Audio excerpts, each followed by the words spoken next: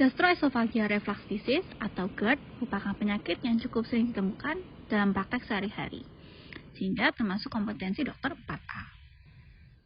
Pada video kali ini, kita akan membahas patofisiologi, manifestasi klinis, alur mendiagnosis GERD, pemeriksaan penunjang yang diperlukan, edukasi pasien, dan terapi medikamentosa yang dapat diberikan. Pada GERD, terjadi refluks cairan lambung ke esofagus yang menimbulkan gejala dan atau komplikasi. Gejala utama atau predominan adalah heartburn dan regurgitasi. Secara objektif, akan ditemukan kerusakan mukosa esofagus pada pemeriksaan endoskopi dan asam pada pemeriksaan pH metri. Faktor resiko dari GERD antara lain obesitas, kehamilan, hernia hiatus, prokok, dan obat-obat tertentu seperti theophylline, anticholinergic, nitrat, dan kalsium channel blocker. Beberapa makanan juga dapat memicu kondisi GERD, seperti makanan berlemak, kopi, dan alkohol. GERD timbul karena adanya ketidakseimbangan dari faktor ofensif dan defensif. Faktor ofensif antara lain peningkatan asam lambung, dilatasi lambung, obstruksi dari gastric outlet, penurunan pengosongan lambung, peningkatan tekanan intragastrik atau abdomen, seperti obesitas, kehamilan, dan hernia hiatus. Faktor defensif yang bekerja adalah lower esophageal sphincter, mekanisme bersihan esofagus, dan epitel esofagus itu sendiri, yang akan dibahas di slide berikut ini. Lower esophageal sphincter atau LES dan krusal diafragma akan memisahkan esofagus dan lambung. Kelainan pada pembatas ini yang dapat menyebabkan kondisi GERD, seperti pada kasus relaksasi abnormal dari LES karena distensi gaster atau hipotensi dari LES dan distorsi anatomis dari esophagogastric junction pada kasus hiatus hernia. Faktor defensif lain adalah mekanisme bersihan esofagus.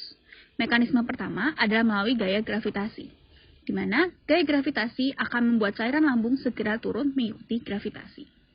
Mekanisme kedua adalah gerakan peristalsis esofagus, yang memastikan isi dari esofagus akan berjalan ke gaster.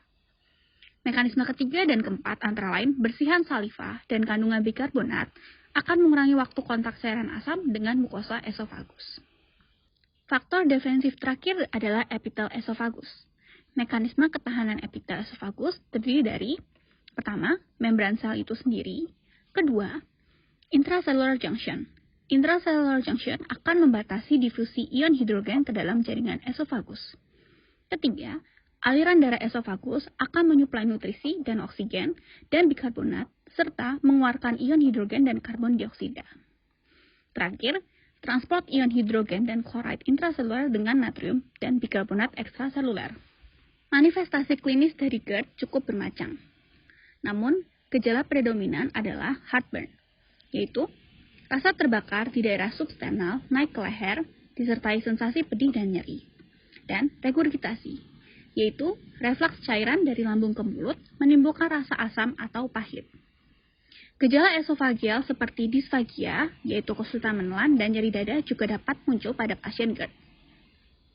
Serta gejala ekstra esofageal syndrome, yaitu batuk kronis, suara serak, sering berdaham, dan erosi dental. Refleks yang terjadi dalam jangka waktu panjang dapat menimbulkan manifestasi dari sistem ekstra esofageal, seperti laryngitis, pharyngitis, dan pulmonary fibrosis. GERD-Q adalah sebagai pintu awal diagnosis GERD, terutama untuk penegakan diagnosis pada vaskes primer. GERD-Q terdiri dari 6 pertanyaan dengan skor lebih dari sama dengan 8, maka pasien memiliki kecenderungan tinggi menderita GERD. Selain itu, GERD-Q juga dapat digunakan untuk menilai respon terapi pada pasien GERD. Diagnosis GERD dapat ditegakkan mengikuti alur diagnosis di bawah ini. Pasien yang terduga GERD dilanjutkan dengan pemeriksaan GERD-Q. Pada pasien dengan hasil GERD-Q kurang dari 8, maka kemungkinan bukan GERD. Jika didapatkan hasil GERD-Q skor 8 dan lebih tinggi, maka mungkin pasien menderita GERD. Pasien dengan GERD-Q mengarah ke diagnosis GERD memerlukan pengkajian alarm symptoms, seperti disfagia, odinofagia, penurunan berat badan, dan lain-lain yang tertera dalam box ini.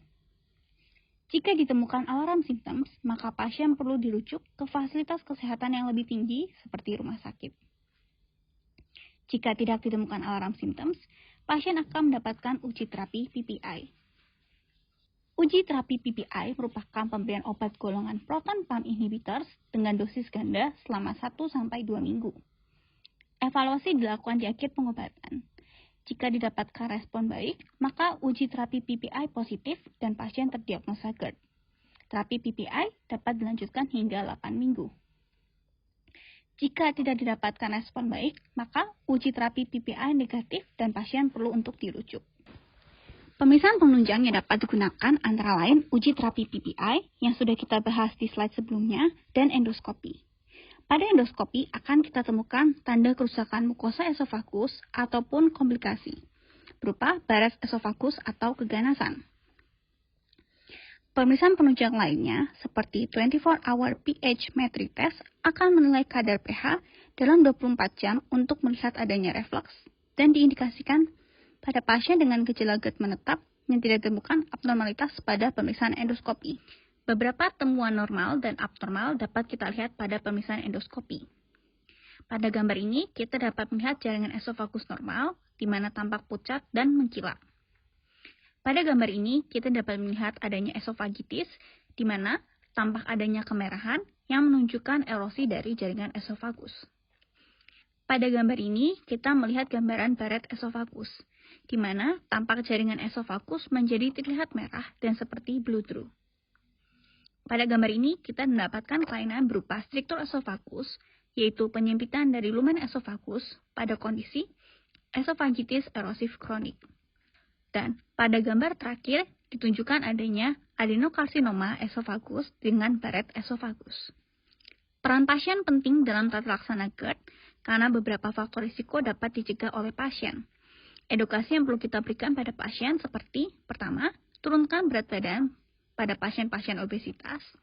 Yang kedua, untuk menghindari makanan dan minuman yang dapat memicu GERD, seperti makanan asam, pedas, berlemak, coklat, minuman bersoda, kopi, dan teh. Hindari makan hingga terlalu kenyang karena dapat memicu distensi gaster. Yang keempat, stop merokok. Yang kelima, tidur dengan bagian kepala lebih tinggi, dan hindari makan 2-3 jam sebelum tidur. Beberapa pilihan terapi medikamentosa untuk GERD antara lain, pertama, golongan proton pump inhibitors atau PPI, seperti omeprazol, lansoprazol, dan lain-lain. PPI diberikan dengan pemberian dosis ganda 2 kali sehari selama 8 minggu, dan dikonsumsi 30-60 menit sebelum makan. Pilihan kedua adalah pemberian antagonis reseptor H2, seperti ranitidin dan simetidin. Antagonis reseptor H2 diberikan apabila pasien memiliki keluhan nokturnal atau malam hari yang mengganggu pasien. Yang ketiga, pilihan ketiga adalah golongan antasida. Antasida diberikan jika keluhan masih menetap dengan obat-obatan di atas dan merupakan pilihan pertama untuk ibu hamil. Gastroesophageal reflux disease merupakan kondisi di mana reflux dari cairan lambung ke dalam esofagus menimbulkan gejala dan atau komplikasi. Patofisiologi dari GERD karena adanya ketidakseimbangan faktor ofensif dan defensif. Manifestasi tersering seperti heartburn dan regurgitasi. Dengan gejala lain seperti nyeri dada, disfagia, suara serak, batuk kronis, dan sering berdeham. Diagnosis ditegakkan berdasarkan GERD-Q dan uji terapi PPI. Jika ada indikasi atau diperlukan, dapat dilakukan endoskopi ataupun pH metri. Terapi berfokus pada perubahan gaya hidup dan medikamentosa dengan pilihan pertama adalah golongan PPI. Terima kasih karena telah menonton video ini. Klik di sini untuk menonton video lainnya. Jangan lupa untuk like, share video ini ke teman kalian, dan subscribe ke akun Statistik.